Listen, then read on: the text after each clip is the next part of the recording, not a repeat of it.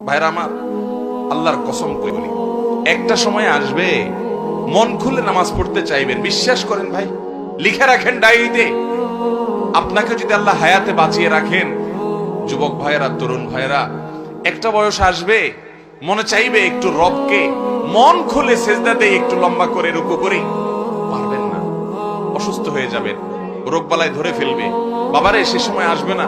বৃদ্ধ মুরব্বীদেরকে, চাচাদেরকে জিজ্ঞাসা করেন, চাইলেও ওযু ধরে রাখতে পারে না, নামাজ পড়তে পারে না, চাইলেও পারে না। একটা সময় আসবে চাইবেন, পারবেন না।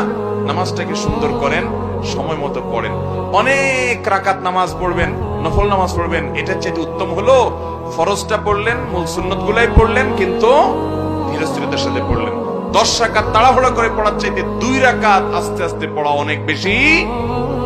নামাজ সুন্দর করবেন তো ইনশাআল্লাহ। আজকে আপনাদেরকে একটা কথা বলে রাখি, আপনারা যখন মসজিদে যাবেন একটু খেয়াল করেন ভাইরা, যে কোন